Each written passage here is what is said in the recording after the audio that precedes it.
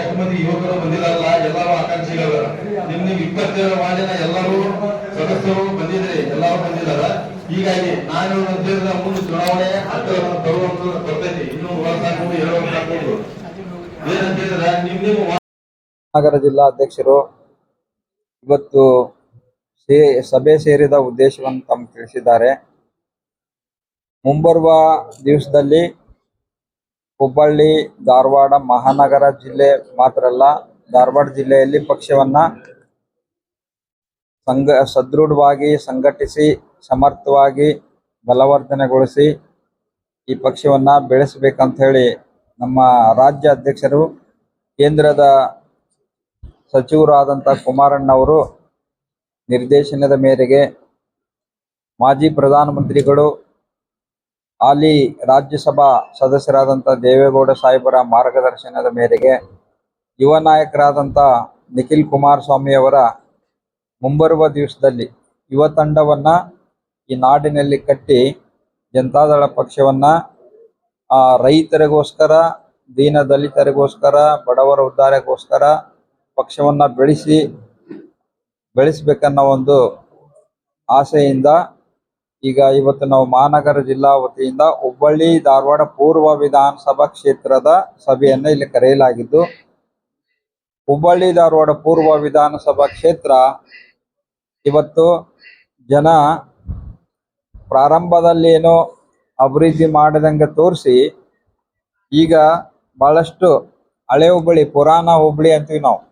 ಪುರಾಣ ಹುಬ್ಬಳ್ಳಿ ಈಗ ನಯ ಹುಬ್ಬಳ್ಳಿ ಆಗ್ಬೇಕಾಗಿತ್ತು, ಇಷ್ಟೊತ್ತಿಗೆ ಆಗ್ಲಿಲ್ಲ. ಅದು ಇನ್ನೂ ಪುರಾಣ ಹುಬ್ಬಳ್ಳಿ ಅಲ್ಲ, ಇದ್ದ ಸ್ಥಿತಿಯಾಗೂ ಇಲ್ಲ, ಅಷ್ಟು ಕೆಟ್ಟೋಗಿದೆ. ನಮ್ಮ ಅವಧಿನಲ್ಲಿ ಅಲ್ಲಿ ಕುಡಿಯ ನೀರು, ವಿದ್ಯುತ್ ದೀಪ, ಆಮೇಲೆ ಆಧಾರ್ ಕಾರ್ಡ್ ಇರಲಿಲ್ಲ, ರೇಷನ್ ಕಾರ್ಡ್ ಇರಲಿಲ್ಲ. 26,000 ನಮ್ಮ ಅವಧಿನಲ್ಲಿ ಕಾರ್ಡ್ ಕೊಟ್ಟಿದ್ದೀವಿ ನಾವು. ಈಗ ಮೊನ್ನೆ ಆಶ್ರಯ ಮನೆ ಹಂಚಿಕೆ ಬಹಳ ದೊಡ್ಡ ಅನ್ಯಾಯ ಆಗಿದೆ. ಅದಕ್ಕೊಂದು ದೊಡ್ಡ ಹೋರಾಟ ನಾವು ಈಗ ಪಕ್ಷದ ತೀರ್ಮಾನ ಮಾಡಿದ್ವಿ. ಆಶ್ರಯ ಮನೆ ಬಡವರಿಗೆ ನಮ್ಮ ಅವಧಿನಲ್ಲಿ, ಅದು ಜಬ್ಬರ್ ಖಾನ್ ಹೊನ್ನಾಳಿ ಸಾಹೇಬ್ರು ಇದ್ದಾಗ ಭೂಮಿ ಖರೀದಿ ಆಯಿತು. ನಮ್ಮ ಅವಧಿನಲ್ಲಿ ಅಂದ್ರೆ 2008ರಿಂದ 13 ಒಳಗೆ ಅದು ಮನೆಗಳ ನಿರ್ಮಾಣ ಮಾಡಿಕೊಡೋದು ನಮ್ಮ ಕೆಲಸ ಆಗಿತ್ತು. ಏನೋ ಆ ಚುನಾವಣೆ ಬಂದು ಆ ಕಾರ್ಯ ಅಲ್ಲೇ ನಿಂತಿತ್ತು.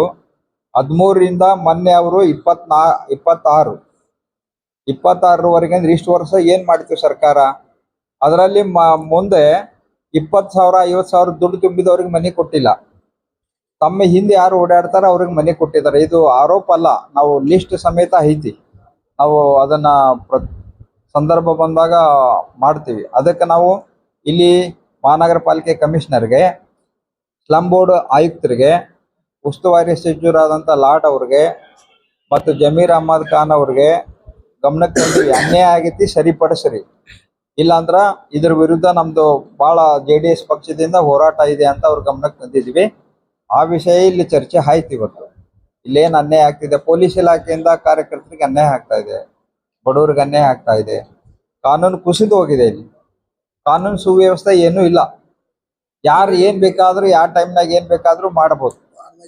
ವಾರದಾಗ 2-3 ಮರ್ಡರ್ ಆಗ್ತಾ ಇದೆ. ಕ್ರೈಮ್ ರೇಟ್ ಭಾಳ ಜಾಸ್ತಿ ಆಗಿದೆ. 2008ರಿಂದ 13 ತನಕ ಕ್ರೈಮ್ ರೇಟ್ ತೆಗಿರಿ, 13ರಿಂದ ಇಲ್ಲಿವರೆಗೆ ಕ್ರೈಮ್ ರೇಟ್ ತೆಗಿರಿ, ಏನೇನು ಆಗ್ತಾ ಇದೆ. ಮತ್ತು ಒಳ್ಳೆ ಹಾಡಾಡ್ತಿದ್ರ ಇಲ್ಲಿ ಯಾಕ ಹುಡುಗರು ಗಾಂಜಾ ಅಫೀಮ್ ಸೇದೆ ಹಾಳಾಗ್ತಿದ್ದಾರೆ.